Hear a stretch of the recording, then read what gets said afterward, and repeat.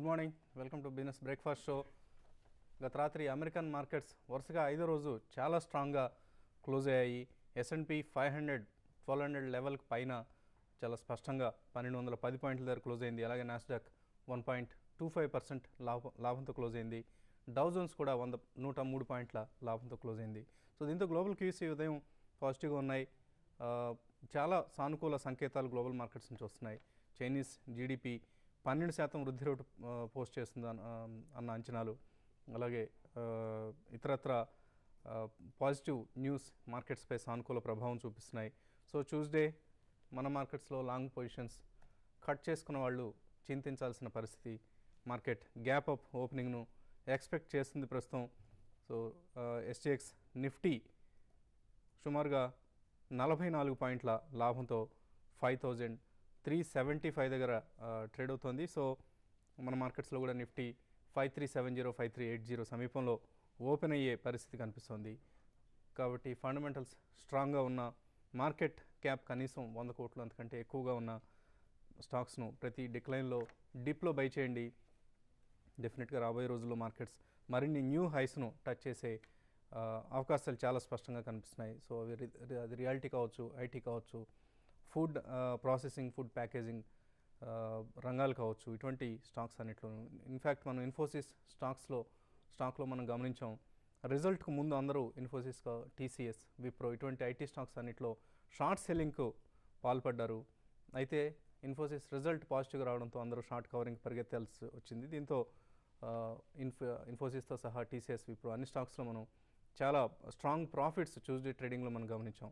So invest in companies where you expect stronger Q4 results, అలాగే coming క్వార్టర్స్లో, రాబోయే క్వార్టర్స్లో ఎటువంటి పెర్ఫార్మెన్స్ని ఈ కంపెనీలు పోస్ట్ చేస్తాయి అన్న అంచనాలను అనుగుణంగా ఇన్వెస్ట్మెంట్ డెసిషన్స్ తీసుకోండి. ఇదే సమయంలో మన అమాయకత్వాన్ని, అలాగే మన దురాశను ఆధారంగా చేసుకొని దోచుకోవడానికి సిద్ధంగా ఉండేవాళ్ళు కూడా ఉంటారు.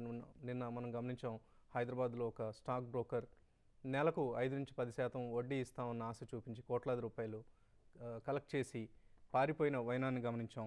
సో నమ్మలేని రిటర్న్స్ ఎలా ఇస్తారు? ఇంత రిటర్న్స్, నెలకు 5 రూపాయలు వడ్డీ ఇవ్వటం అంటే సామాన్యమైన విషయం కాదు. అటువంటిది 10 రూపాయల వడ్డీ ప్రామిస్ చేసిన సందర్భాల్లో ఎటువంటి హామీని వాళ్ళు ఇస్తున్నారు మనకు అన్న ప్రశ్న మనం వేసుకుంటే ఇటువంటి సంస్థలను కానీ, ఇటువంటి వ్యక్తులను కానీ మనం నమ్మము, అలాగే ఇన్వెస్ట్ కూడా చేయము. అయితే ఆయా సందర్భాల్లో గ్రీడ్ మన లాజిక్ను, మన కామన్ సెన్స్ను డామినేట్ చేస్తుంది. బట్ ఆ గ్రీడ్కు లొంగకుండా తక్కువ రిటర్న్స్ వచ్చినా కూడా చాలా హామీ ఉన్న పెట్టుబడి మార్గాలను మాత్రమే ఎంచుకుందాం. ఈ కార్యక్రమం బిజినెస్ బ్రేక్ఫాస్ట్ కావచ్చు, TV5 మనీ నిర్వహిస్తున్న ఇతర కార్యక్రమాలు కావచ్చు, ఇవన్నీ మీకు గైడెన్స్ ఇవ్వడానికి ఎప్పటికప్పుడు సిద్ధంగా ఉంటాయి. సో ఈ మార్కెట్స్ సంబంధించిన మరింత విశ్లేషణ అందించడానికి అనలిస్ట్ సుందర్ గారు, శేష్ గారు సిద్ధంగా ఉన్నారు. సో సుందర్ గారు, ఒక gap up opening market expect చేస్తుంది. అయితే ఇది సస్టైన్ అయ్యే అవకాశాలు ఎంతవరకు ఉన్నాయి? డెఫినెట్గా మీరు చెప్పినట్టు సింగపూర్ నిఫ్టీ చూస్తే 5400 దాకా వెళ్ళే కూడా అవకాశం కనిపిస్తుంది. నా ఉద్దేశంలో ఈ లెవెల్లో అయితే డెఫినెట్గా ఒక సెల్లింగ్ ప్రెషర్ అనేది లాస్ట్ 1 వీక్లో చూస్తున్నాము. కాబట్టి ఓవరాల్గా లాంగ్ పాజిటివ్గానే ఉంది, ట్రెండ్ అప్లోనే ఉంది. కాబట్టి లాంగ్ పొజిషన్ ఎవరైతే కనుక హోల్డ్ చేయొచ్చు. క్లోజింగ్ బేసిస్ చూడండి, 5400 పైన కనుక క్లోజ్ అవుతే కనుక మీ లాంగ్ పొజిషన్ ఫర్దర్ కంటిన్యూ చేసుకోండి. అలాగే ఇంట్రాడే కూడా 5400 పైన కనుక 15-20 మినిట్స్ కనుక కన్సిస్టెంట్గా ట్రేడ్ అవుతుంటే కనుక మీ ఫర్దర్గా లాంగ్ పొజిషన్ తీసుకోవచ్చు. అలాగే ఇంట్రాడే కనుక బాగా పెరిగి 5360 కింద ఒక 10 మినిట్స్ ట్రేడ్ అవుతే కనుక ఇంట్రాడే షార్ట్ పొజిషన్ తీసుకుని ఒక 20 పాయింట్స్ 30 పాయింట్స్ మాక్సిమం టార్గెట్ తోటి మీ షార్ట్ పొజిషన్ కూడా క్లోజ్ చేయొచ్చు. కాకపోతే ఫండమెంటల్గా ఈసారి ఈ మంత్ 3 మేజర్ ఛాలెంజెస్ మన గవర్నమెంట్ ఎదుర్కోబోతుంది. ఒకటి, క్రూడ్ ఆయిల్ లాస్ట్ 1 వీక్ చూస్తే కనుక బాగా పెరుగుతూ వస్తుంది, $86. అలాగే మంత్ ఎండ్ కూడా ఇంట్రెస్ట్ రేట్ కానీ, CRR రేట్ కానీ పెరిగే అవకాశం ఉందని అంటున్నారు. సో డెఫినెట్గా ఈ 2-3 అలాగే ఇన్ఫ్లేషన్ డేటా కూడా ఇవాళ రాబోతోంది, 10% పైనే ఉంటుందని ఒక అంచనాలు వస్తున్నాయి. సో ఈ 3 బట్టి మార్కెట్ నెక్స్ట్ మేజర్ డైరెక్షన్ తీసుకునేది. ఏదైనా 5400 కీలకము. ఈ లెవెల్ పైన నిలబడితే కనుక మార్కెట్ డెఫినెట్గా ఫర్దర్ అప్ ట్రెండ్, లేదంటే కనుక కొంచెం కాషియస్గా ఉంటే మంచిది. ఓకే అండి, ఇవాళ బోర్డు మీటింగ్స్ నిర్వహించబోతున్న కంపెనీలు రిజల్ట్స్ కోసం క్యాస్ట్రాల్ ఇండియా, అలాగే CMC, Raju engineers, Sanwariya agro oils, Teledata technology solutions, VST industries ఇవన్నీ ఇవాళ బోర్డు మీటింగ్స్ రిజల్ట్స్ ప్రకటించడం కోసం నిర్వహించబోతున్న కంపెనీల జాబితా. అలాగే ఇన్వెస్టర్స్కి ఎటువంటి సలహా ఇస్తారు ఈ టైంలో మీరు? ఒకటే ఇన్వెస్టర్ అయితే మాత్రం ఈ లెవెల్లో కూడా మీరు లాంగ్ టర్మ్ ఇన్వెస్టర్ అయితే మాత్రం ఇన్వెస్ట్ చేయమని చెప్తాను. అయితే ఈ రిజల్ట్ సీజన్ చూసుకొని ఈ రిజల్ట్లో ఏ కంపెనీస్ అయితే బాగా రిజల్ట్ అనేది అనౌన్స్ చేస్తాయో అటువంటి స్టాక్స్ని సెలెక్ట్ చేసుకోమని చెప్తాను. ట్రేడర్స్ అయితే యాజ్ యూజువల్ మనకి తెలిసింది ఏ రోజు ఆ రోజు యాక్టివిటీని చూసుకోవాలి. ఇన్వెస్ట్ అయితే మాత్రం ఇవన్నీ కూడా ఏ రోజు జరుగుతున్న చిన్న యాక్టివిటీని కూడా వాటిని పట్టించుకోవడం అవసరం లేదు. ఓవరాల్గా ఆ కంపెనీ ఫ్యూచర్ ఏంటి, లేకపోతే ఆ సెక్టర్కి ఉన్న ఫ్యూచర్ ఏంటి, లేకపోతే ఇండియన్ గ్రోత్ స్టోరీ, తర్వాత ఇవి చూసుకుంటే చాలా చాలా చాలా చాలా వరకు ఇన్వెస్టర్ అనేవాళ్ళు బెనిఫిట్ పొందే అవకాశం ఉంది. అయితే మరీ తక్కువ టైంలో అంటే ఇప్పుడు ఒక 2 నెలలు 3 నెలలు అని కాకుండా ఒక 1 ఇయర్ టార్గెట్తో మాత్రం ఇన్వెస్ట్ చేయాలనుకునేవారు ఎవ్రీ డిక్లైన్ని బయింగ్ ఆపర్చునిటీగా తీసుకోవచ్చు.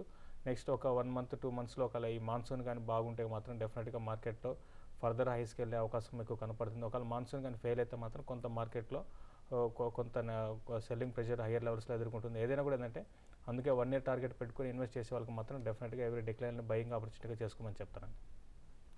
ఓకే అండి. అలాగే ఇవాళ మన మెయిల్ సర్వర్ సక్రమంగా పనిచేస్తుంది, అలాగే సిస్టమ్ కూడా ఎటువంటి ప్రాబ్లమ్స్ లేకుండా ఉంది, కాబట్టి మీ ఈమెయిల్స్ని కూడా పంపించండి. శ్రీకాంత్ హైదరాబాద్ నుంచి లైన్లో ఉన్నారు. శ్రీకాంత్ గారు, hello. Good morning sir. Good morning అండి. నేను జేపీ హెచ్సిసి బై చేద్దాం అనుకుంటున్నాను. కరెంట్ లెవెల్స్ లో బై చేయొచ్చా? ఇంకొకటి సెయిల్ 230 పుట్ ఆప్షన్ తీసుకున్నానండి, అది హోల్డ్ చేయొచ్చా?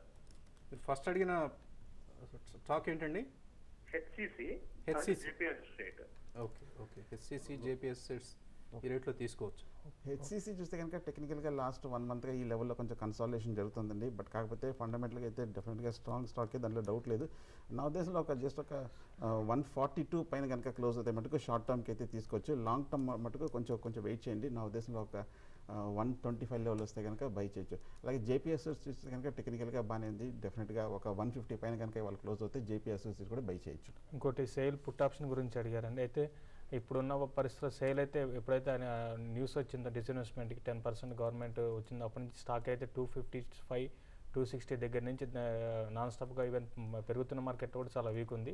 కాబట్టి మీరు 230 పుట్ ఆప్షన్ మీరు హోల్డ్ చేయొచ్చండి. స్టాక్ ఒక 1 వీక్ ఈ F&O క్లోజింగ్ వరకు స్టాక్ టార్గెట్ వచ్చి డౌన్ సైడ్ 220 తర్వాత 215 రూపీస్ దాకా రావడానికి అవకాశం ఉంది.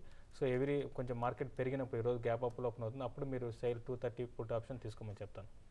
ఓకే అండి. నెక్స్ట్ కాలర్ వెంకట్ తణుకు నుంచి లైన్లో ఉన్నారు. వెంకట్ గారు, హలో చెప్పండి. వెంకట్ సార్, బెల్లో 2055 రూపాయలు తీసుకుందండి షార్ట్ టర్మ్ కోసం. ఏ కంపెనీ అండి? బెల్ అండి, బిఎల్ భారత్ ఎలక్ట్రానిక్స్. ఏ ప్రైస్లో తీసుకున్నారు? 2055 అండి.